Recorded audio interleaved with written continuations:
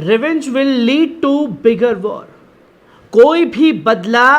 बड़े जंग में तब्दील हो सकता है। ये मेरा नहीं बल्कि दुनिया भर के लोगों का अब ये मानना है कि इजराइल का अब कोई भी बदला जो है वो वर्ल्ड वॉर 3 की शुरुआत कर सकता है, जिसकी तस्वीरें लगभग साफ हो चुकी हैं। जहां यह भी पता लग चुका है कि इजराइल ईरान के कौन सी जगह पर हमला करने वाला है, जिसके बाद सिर्फ और सिर्फ तबाही मचेगी। और ईरान ने भी खुल करके ये ऐलान कर दिया है कि इजराइल के बदले का हम 100% जो है जवाब देंगे।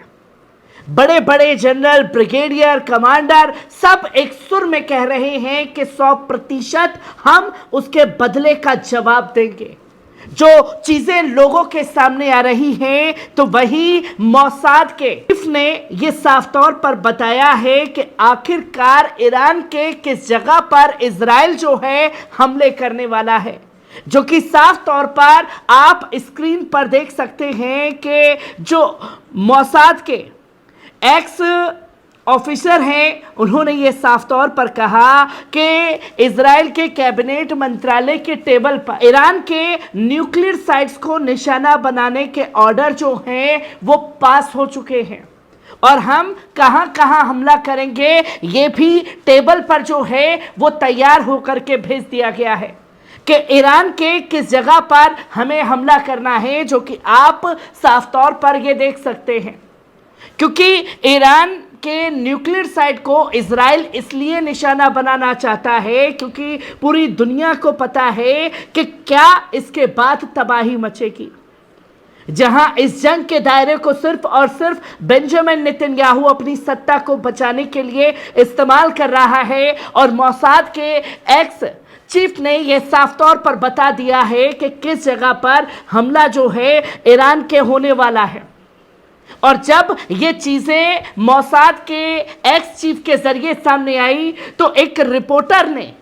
जब ईरान के कमांडर से सवाल पूछा तो क्या कुछ उन्होंने कहा, पहले उनके बयान पर नजर डालिए। 100% میزنیم نگران نباش। आपने सुना, महज कुछ ही सेकंड का ये वीडियो जो है सोशल मीडिया पर आग की तरह फैल चुका है, जहां ये साफ तौर पर ईरान के कमांडर द्वारा कह दिया गया है कि हम 100% हर रिवेंज का, हर बदले का जवाब 100% देंगे। ईरान ने दुनिया को एक बार फिर अपनी ताकत दिखाई और नई नई मिसाइलें दिखा करके ये बता दिया कि हम भी पूरी तरीके से तैयार हैं। पहले इस वीडियो पर नजर डालिए।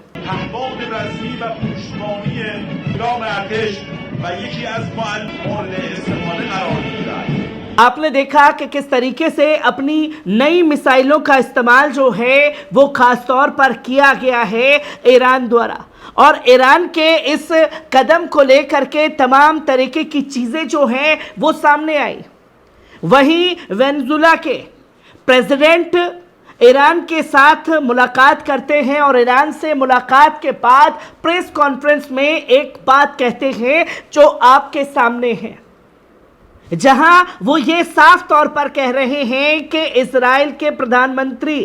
बेंजामिन नेतन्याहू का कोई भी पागलपन जो है वो दुनिया को वर्ल्ड वॉर 3 की तरफ ले जाएगा। उनका एक कदम जो है दुनिया को बड़ी आग में झोंक देगा, जो तस्वीरें लगभग सामने साफ क्लियर हो चुकी हैं। और ये कौन कह रहा है? वेनेजुएला के राष्ट्रपति,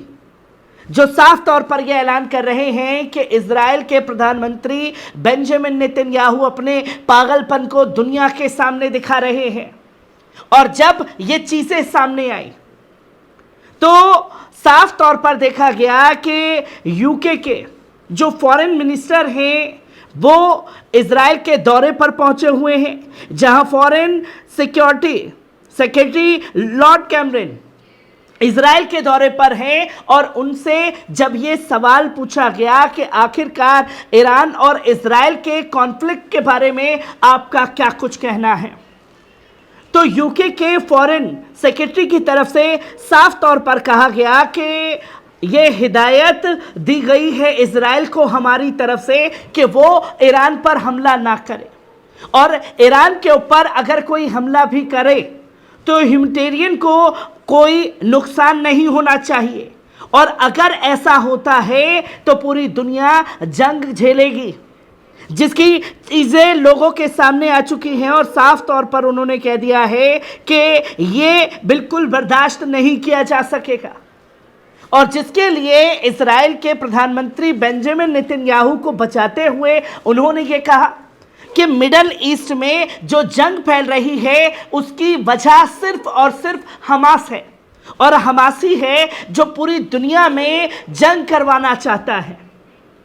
मतलब आप फलस्तीन के अंदर जो हैं इजराइल के साथ मिलकर के बम गिराने का काम करते रहे, हमास को ख़त्म करने के लिए दुनिया की सारी ताकतें लग गई, 6 महीने में आप उसे ख़त्म नहीं कर पाए, तो अब सारा ठीकरा जो है हमास के सर फोड़ने का काम किया गया। और जब ये चीज़ें सामने आई तो वहीं टर्की के प्रेसिडेंट रिसेप तैयब अर्दोगान की मुलाकात हमास के ब्यूरो चीफ इस्माइल हानिया से हुई, जहां उन्होंने दुनिया को साफ तौर पर मैसेज देकर के बता दिया कि जो लोग हमास के बारे में तमाम बातें बोल रहे हैं उन्हें यह जानना चाहिए कि हमास जो है टर्किश क्विया